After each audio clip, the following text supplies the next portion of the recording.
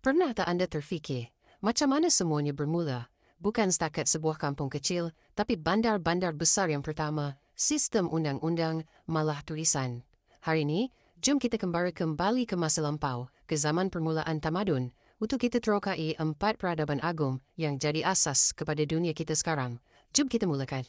Okey, ini dia peta perjalanan kita. Mula-mula kita akan fahamkan kenapa tamadun awal ni semua lahir di tepi sungai. Lepas tu kita akan singgah ke Mesopotamia, Mesir Purba, Lembah Indus dan juga tamadun Huang He. Dan akhir sekali kita akan lihat macam mana legasi mereka ni masih ada betul-betul di sekeliling kita hari ini.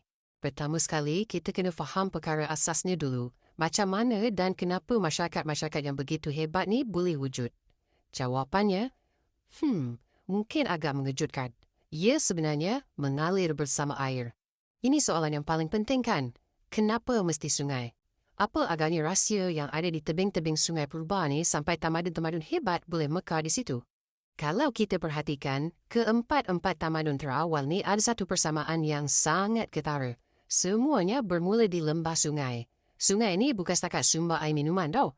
Ia adalah nadi kehidupan. Sungai ini bawa tanah yang subur, bekalkan makanan, dan yang paling penting, ia jadi macam lebuh raya pertama di dunia untuk perdagangan dan perhubungan. Ringkasnya, sungailah tempat kelahiran tamadun. Baiklah, sekarang kita masuk bab pertama kita, Mesopotamia.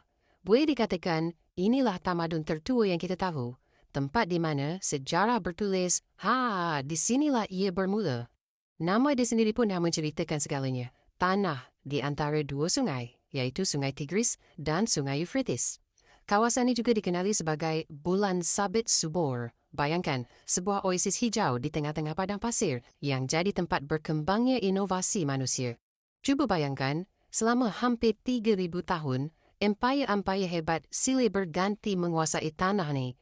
Mula-mula orang Sumeria pada 3,500 sebelum Masihi, lepas tu Akkad, Babylon, Assyria, sehinggalah kejatuhan kerajaan Chaldea. Tempoh masa ni sebenarnya lagi panjang daripada zaman Rom sampailah ke hari ni tahu. Sumbangan mereka ini, memang betul-betul mengubah dunia. Mereka cipta roda yang terus merevolusikan pengangkutan. Mereka cipta cuneiform, sistem tulisan pertama yang membolehkan kita catat sejarah.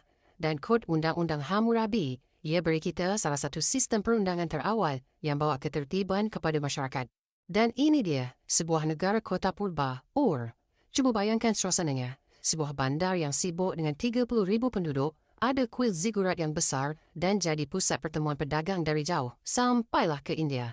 Ini bukti betapa canggihnya kehidupan bandar ribuan tahun yang lalu. Okey, dari Mesopotamia, kita bergerak ke barat menuju ke Mesir. Di sini, satu lagi tamadun agung bangkit di tebing sungai. Satu tamadun yang terkenal dengan monumen-monumen Gah dan Fir'aun yang dianggap seperti Tuhan.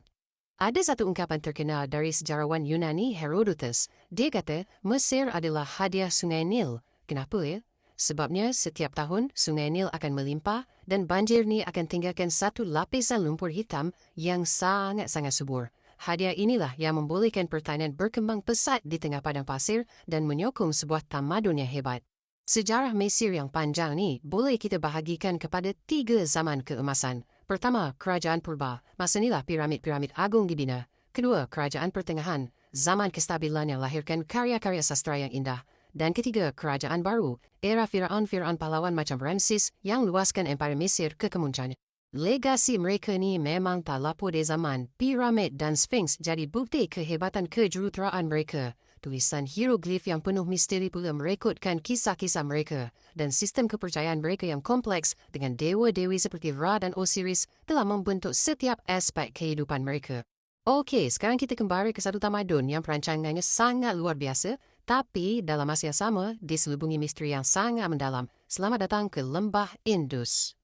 Kehidupan kat sini bukan senang tau. Penduduk Lembah Indus kena berdepan dengan 2 musim yang sangat-sangat ekstrim. Musim hujan yang boleh bawa banjir besar dan musim kering yang bawa kemarau. Tapi, disebabkan cabaran inilah, mereka jadi jurutera yang sangat-sangat hebat. Dan kehebatan mereka ni sangat jelas. Bandar-bandar macam Mohenjo-daro dan Harappa, perancangannya, sangat canggih. Jalan raya yang lurus macam grid, sistem pembetungan bawah tanah, malah setiap rumah ada tandas sendiri. Ini satu pencapaian yang sangat luar biasa untuk zaman tu. Tapi, di sinilah misteri bermula. Macam mana sebuah tamadun yang begitu teratur dan maju tiba-tiba boleh lenyap? Apa yang sebenarnya terjadi? Sekitar tahun 1750 sebelum Masihi, tamadun ini seolah-olah gaib. Ada banyak teori, mungkin sebab gempa bumi, banjir besar atau serangan dari luar. Tapi kebenarannya, kita masih tak tahu.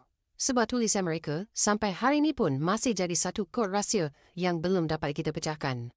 Perjalanan kita berakhir di China Purba, di mana satu lagi tamadun yang perkasa bangkit di sepanjang sebatang sungai, yang kemudiannya membentuk takdir dinasti-dinasti selama beribu-ribu tahun. Tamadun ini berpusat di sekitar Sungai Huanghe atau Sungai Kuning. Nama ini diberi sebab lumpur kekuningan yang sangat subur yang dibawanya. Tapi sungai ini ada dua wajah. Ia membawa kehidupan, tapi pada masa yang sama, ia juga boleh membawa kemusnahan dengan banjirnya yang dahsyat. Di sinilah bermulanya sejarah Cina yang panjang dan berterusan. 3 dinasti yang terawal, Xia, Shang, dan Zhou, mereka lah yang meletakkan asas bagi sistem pemerintahan berpusat yang jadi ciri utama tamadun Cina untuk ribuan tahun yang seterusnya. Mereka ni juga pencipta yang hebat, sumbangan yang paling terkenal, tentulah sutera, satu komoditi yang sangat berharga sampaikan pada zaman purba, harganya sama berat dengan emas. Selain itu, mereka juga mahir buat tembikar dan teknologi logam.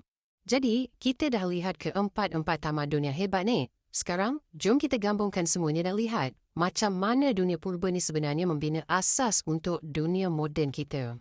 Cuba kita fikir sejenak. Roda pada kereta yang anda naik hari ini, itu warisan dari Mesopotamia. Sistem undang-undang kita, akarnya datang dari kod-kod purba. Malah perancangan bandar moden kita pun diilhamkan oleh bandar-bandar teratur di lembah Indus.